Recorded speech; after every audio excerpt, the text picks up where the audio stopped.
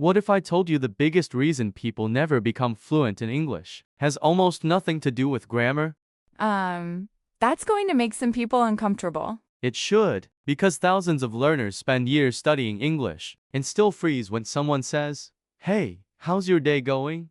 And the wild part, a lot of them aren't lazy. They're actually trying really hard. Exactly. They're memorizing vocabulary, watching lessons, doing exercises, translating in their heads, and somehow still feeling stuck. So today, we're talking about the real shift, the one that takes people from, I know English to I actually live in English. And if you've ever felt embarrassed, slow, or frustrated while speaking, stay with us, because this might be the conversation that changes everything. Hey everyone, welcome back. I'm Alex.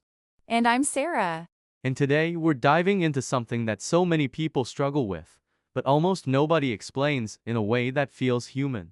Yeah, not academic, not stiff, not open your textbook to page 42. Human. Exactly. Because learning a language isn't just about words, it's about identity, confidence, timing, habits, and honestly, emotion.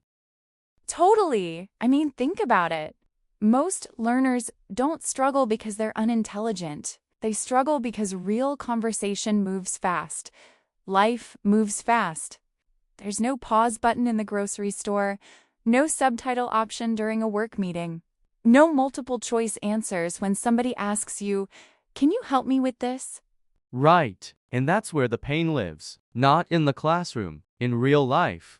In the small moments. The cashier asks, paper or plastic? Your coworker says, could you send that over by noon? A neighbor smiles and says, beautiful day, huh? And suddenly your brain goes blank. Not because you know nothing, but because your mind is still taking the long route. That's the phrase right there, the long route. Yeah, you hear English, then you translate it into your native language, then you build your answer, then you translate it back into English, ... Then you try to say it before the moment disappears. And by then the conversation has already moved on. Exactly. So let's start with the deeper truth. Fluency is not just knowing English. Fluency is reacting in English. Oof, say that again. Fluency is not just knowing English. It's reacting in English. That's powerful. Because so many learners think, if I just learn more words, I'll be fluent. But there are people with huge vocabularies who still panic in simple conversations. Because the issue isn't always knowledge. Sometimes it's access. Yes. It's like having a library in your brain, but every time someone talks to you, the lights go out. Wow. And what turns the lights on? Repetition, consistency, intentional use, tiny moments that most people ignore. The little moments matter so much more than people think. Let's talk about that, because I think this is where a lot of learners either level up or stay stuck for years. Okay, imagine a person named Daniel. He's been studying English for maybe 3 years. He understands lessons. He can read posts online. He knows basic grammar, present tense, past tense, future plans, common vocabulary. On paper, he looks fine. But in real life, He wakes up, checks his phone, brushes his teeth, makes coffee, gets dressed, goes to work, buys lunch, answers emails, comes home, watches something, goes to sleep, ... All while thinking entirely in his first language. that's such a good point. So even if he studies English for 30 minutes a day, That's huge, because language isn't built in isolated study sessions alone, it's built in repeated association with life. I should make breakfast. You're training your brain to connect English with reality. Not with a worksheet, with reality. And that changes everything. Because eventually, the sentence "I'm running late" stops being something you translate. It becomes something you feel. Yes, and that's where natural speech begins. I think people underestimate how powerful ordinary life is as a classroom. Oh, absolutely. The kitchen is a classroom. The car is a classroom. The elevator is a classroom. The checkout line is a classroom. And the best part, those moments are free. Free, constant, and available every single day. There's a phrase I love: pocket time. Same. And for anyone hearing that for the first time, Pocket time is basically those small pieces of the day that people usually waste, waiting for the microwave, walking to the bus stop, standing in line, waiting for a meeting to start, folding laundry, washing dishes. Tiny windows. Tiny windows that can quietly transform your English if you use them well. And not in some exhausting way. Not like, okay, now I have to do a full lesson while I'm buying tomatoes. Not that. No, not at all. It's more like this. You're in the grocery store, and instead of being mentally silent or thinking in your native language, you softly narrate the moment in English. I need milk, eggs, bread. This line is long. That's too expensive. Do I need anything else? Oh, I forgot the coffee. That is such a realistic practice method. It trains the exact skill you'll need outside of study time. And it removes one of the biggest problems in language learning, waiting for the perfect moment to practice. Right, a lot of people think practice only counts if they're sitting at a desk with a notebook. Meanwhile, the most important practice often happens when nobody sees it. When you're alone, when you're walking, when you're tired, when life is ordinary. That's actually kind of beautiful. It is, because it means fluency doesn't arrive in some dramatic movie scene. It arrives quietly, through repetition, through ordinary Tuesdays. Let's go even deeper into something really fascinating: mental substitution. This is one of my favorite concepts. Same, because it sounds simple, but it's incredibly powerful. So here's the idea. Situation by situation. Like swapping the mental language of your life. Exactly. You don't need to translate every philosophical idea in your head. Start small, start practical. Like what? Where did I put my keys? I'm hungry, I'll do it later. That was awkward. I don't feel like cooking tonight. That's brilliant because those are real-life sentences, not textbook museum sentences. Exactly. Nobody wakes up and says, the weather is favorable for agricultural development. I hope not. You know what I mean? Totally. Real fluency grows from high-frequency thoughts, the stuff that repeats in your daily life. If you keep replacing those thoughts with English, your brain begins to form direct pathways. And that phrase matters, direct pathways. Yes, because that's the goal. Not English through translation, English through connection. So instead of native language, English. It becomes experience gives English. That's the shift. And when that happens, speaking becomes faster. Not perfect, but natural. And I think that's another important point. A lot of learners are chasing perfection when what they really need is responsiveness. Absolutely. Wow. Sometimes what matters most is presence, timing, clarity, confidence, warmth. And courage. Definitely courage. Let's bring this into actual scenarios, because I think people learn best when they can picture themselves in the moment. Okay, let's do it. Scenario 1: Introductions. One of the most basic things in the world, and still one of the scariest for many learners. Because first impressions feel high pressure. Exactly. Somebody says, "Hey, I'm Jason," and suddenly your heart starts beating faster than it should. And your brain goes, wait, what's my name? Who am I? What is life? Exactly. But if you've practiced simple self-introduction thoughts in advance: nice to meet you, I'm from, I work in, I've been living here for, you stop seeing introductions as surprise attacks. They become familiar territory. Right. And that matters. Familiarity creates calm. Same thing with shopping. Yes. A learner walks into a store and thinks, what if they ask me something and I don't understand? But if you've already practiced little patterns, I'm just looking. Do you have this in a smaller size? How much is this? Can I pay by card? Then suddenly the store isn't scary anymore. It's just a conversation with a purpose. Exactly. Workplace language is another big one. Huge one. Because workplace English isn't always difficult, but it has consequences. Right, if you don't understand a casual social conversation, it's awkward. If you don't understand a task at work, it can feel much heavier. So learning phrases connected to real duties makes a massive difference. Things like, I'm working on it. I'll send it this afternoon. Can you clarify that? Let's follow up tomorrow. I haven't finished yet. I ran into a problem. That phrase, can you clarify that? Can save people. Honestly, yes. Because one of the most empowering moments for a learner is realizing they don't have to understand everything instantly. They just need tools to stay in the conversation. That is such a freeing mindset. You don't need magic. You need bridges. Exactly. Let's talk about routines for a second. Morning, workday, evening. Why are routines so powerful for language learners? Because routines repeat, and repetition is gold.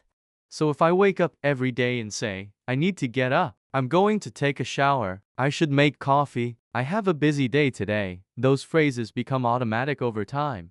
Yes, because they're attached to action. You're not just memorizing them, you're living them. There's something almost cinematic about that. The steam from the coffee, the sunlight coming through the window, you're half awake, reaching for your phone, and your mind starts labeling your reality in English.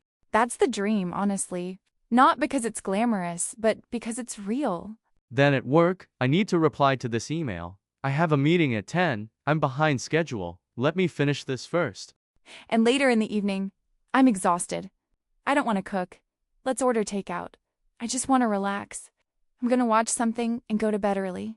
By doing this, you're not collecting random English, you're building a personal English life. Yes, and that phrase matters. A personal English life. Because the goal isn't to borrow someone else's language identity, it's to create your own. And that's when learning starts to feel less like school and more like ownership. I also want to talk about emotion, because I think emotion is deeply underrated in language learning. Absolutely. People remember what they feel. That's true in life, and it's true in language. If a phrase helped you during a stressful moment, you'll remember it. If a sentence let you express something honest, frustration, relief, excitement, embarrassment, it sticks. That's why sterile study doesn't always transfer into conversation. Real conversation has tension, humor, uncertainty, human energy. Pauses, interruptions, laughter, mistakes. Exactly. That's why natural dialogue matters so much. Learners need exposure to the rhythm of actual human exchange. Not just question, answer, next question. Right. Real conversations are messy in a beautiful way. Someone hesitates. Someone changes direction. Someone says, wait, hold on. Somebody laughs because they said the wrong word. That's not failure. That's real communication. And honestly, that realization alone can heal a lot of shame. It really can, because many learners secretly believe if I make mistakes, people will think I'm stupid. Yeah. But most people aren't judging you nearly as much as you think. They're just trying to connect. And if your message is genuine, people usually meet you with more grace than you expect. I wish more learners could hear that. Me too. What do you think is the biggest mistake people make when trying to become fluent? Waiting for confidence before they start using the language naturally. That's good. Because confidence usually comes after action, not before it. People think, once I feel ready, then I'll speak more. Then I'll think in English. Then I'll try. But readiness is often built in the trying. So true. The second mistake? Treating English like a subject instead of a living tool. Explain that. If English is only something you study, it stays outside you. But when English becomes the language of your grocery list, your morning thoughts, your mini frustrations, your plans for the weekend, that's when it starts moving inside you. That's powerful. Because fluency isn't just academic performance, it's integration. Integration. That might be the word of the episode. Honestly, yes. Let's build toward the biggest insight here. If someone is listening right now and thinking, okay, this all sounds good, but what actually changes a person? What would you say? I'd say this. The moment you stop asking, how do I study English more, and start asking, how do I live with English more, everything changes. That's it. That's the turning point, because then your day becomes the lesson. Your routine becomes the practice. Your mind becomes the classroom. And suddenly fluency stops feeling like a mountain far away. It becomes 1,000 small steps that are already available to you. The walk to work, the shower, the lunch break, the drive home, the 5 minutes before sleep. Pocket time. Pocket time. And when those little moments are used consistently, something amazing happens. Your brain stops panicking as much. English starts showing up faster. Common phrases become familiar. You hesitate less. You trust yourself more. And that's the part people outside the journey don't always see. Fluency doesn't arrive like lightning. It arrives like sunrise. Slowly, quietly. Then all at once you realize it's light outside. Wow, that's beautiful. But it's true. One day you answer a question without translating. One day you understand a joke immediately. One day you order food, ask for help, explain a problem, or share a story, and afterward you think, wait, I just did that. And those moments are emotional. Very emotional. Because they're not just language moments, they're identity moments, freedom moments. You're not just speaking better, you're becoming bigger than the fear that used to control you. Exactly. So if we had to leave people with one final message, one truth to carry into their next day, what would it be? Don't wait to be perfect. Start being present. Use the English you already have in your room, in your car, in your kitchen, in line at the store, while folding clothes, while planning your day, while feeling your life happen. Because every time you do that, You're teaching your brain that English is not a performance, it's participation. that might be the line right there. It's true, though. English is not something you show off once you're flawless. It's something you step into imperfectly until it becomes part of you. And if you're a beginner, that matters. If you're intermediate and frustrated, that matters. If you've been learning for years and still feel blocked, that matters. Because you are probably closer than you think. You may not need a completely new method. You may need a more honest relationship with the language. A relationship built on consistency And intention. and small daily courage. Exactly. All right, before we wrap, I want you to imagine something. Tomorrow morning, you wake up. Before checking your phone, before opening social media, before the noise of the day rushes in, you take one breath and in English, you say, "Good morning. Let's begin." I love that. Then you keep going. I'm tired, but I'm getting up. I need coffee. It's going to be a busy day. I should leave on time. I hope today goes well. That simple shift can change the emotional tone of your learning. Because now English isn't a test waiting to judge you. It's a companion walking with you. And maybe that's the real secret. Not forcing the language, inviting it in. Beautiful. So if today's conversation hit home for you, don't just listen and move on. Try it. Pick 5 moments tomorrow and live them in English. Just 5. No pressure, no perfection, just presence. And if you mess up, good. That means it's real. And real is where fluency begins. Thanks for being here, guys. We really hope this reminded you that growth doesn't always look dramatic. Sometimes it looks like whispering a new sentence to yourself while making breakfast. And sometimes that whisper becomes a voice. And that voice becomes confidence.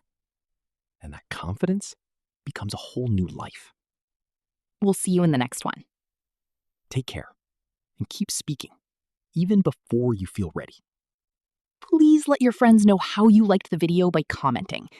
Then subscribe if this is your first time on the channel.